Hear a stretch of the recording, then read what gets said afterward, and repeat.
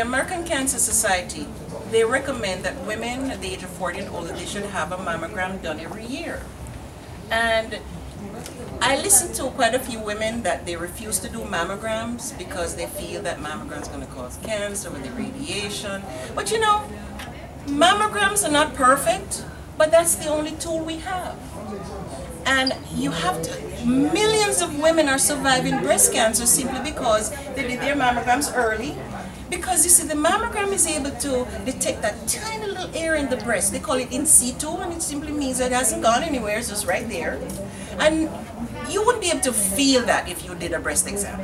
So the mammogram is able to pick up that tiny spot, and that is why millions of women are surviving breast cancer today, because the mammogram picked it up early. And when you do that, times have changed, the treatment and everything, and women are surviving breast cancer. That alone should be enough for a woman to say, you know something, nothing in life is perfect, but at least we could try that. So I strongly recommend that women do that. And then there's the breast exam that you can do every month. Preferably should be done after your period, because the breast is more tender and sensitive before then, but after then you're better off. It's better when you do that. Now, I was going to explain how you do breast exam, but just a little bit of anatomy of the breast. There's the nipple, and then you have the areola, that little area around it. Now, underneath all of that, let's start at the rib cage. You know, they say things stick to your rib. You have the ribs, and then you have the muscle, and it sticks to the rib. Now, after that, you have breast tissue, you have stroma, but you also have milk-producing glands. And then you have the ducts. But the ducts, they carry milk to the nipple. Surrounding that, you have blood vessels, you have the lymph system, and you have connective tissue. And I mentioned blood vessels, right? Yes. Okay.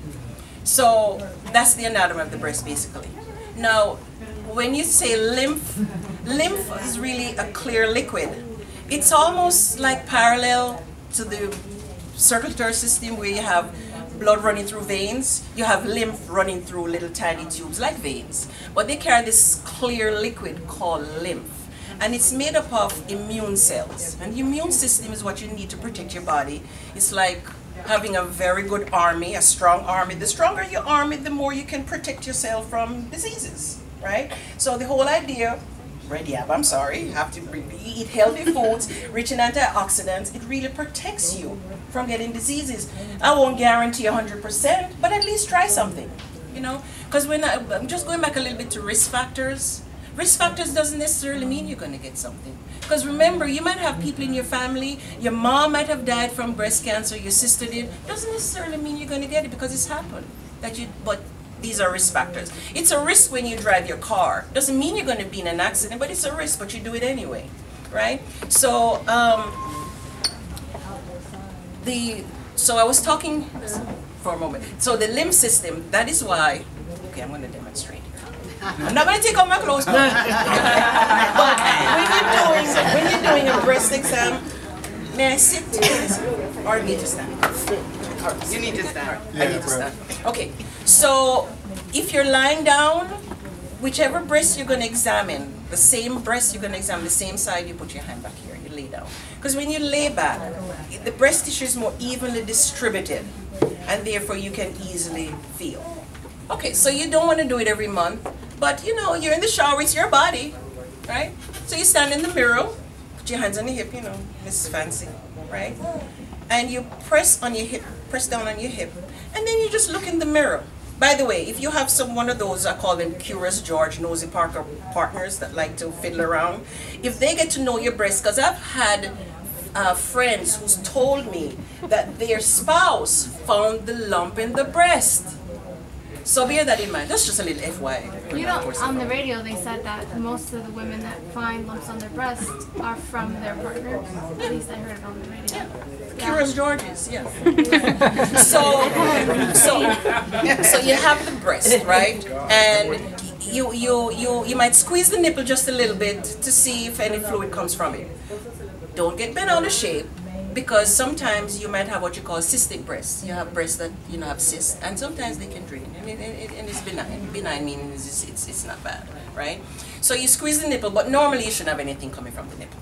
All right? Nothing. You're not going to squeeze and pinch it off. You're just going to squeeze it, right? And then there was a time when they used to tell you to go in a circular motion. You start from the nipple and use these 3 fingers. Okay? Good surface area, and you start to move around in a circle, whether you want to go anti-clockwise or clockwise. But now the American Cancer Society is saying that if you go up and down, then you'll more than likely cover all the surface areas. Because you can have something tiny and you missed it.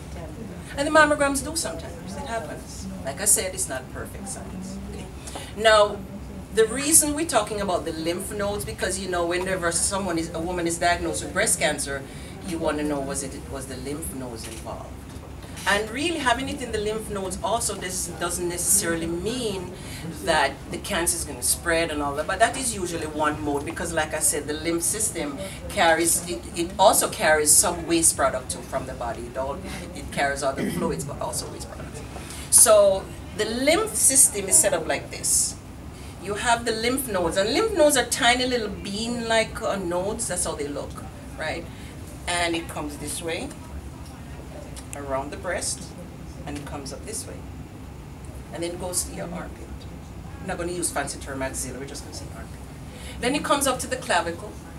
So whenever you do breast exam, don't forget, you see when you go to the doctor's office, and the doctor does this, and then they feed the clavicle. There's a reason, it's lymph nodes, that's where they are. You want to make sure that it's okay.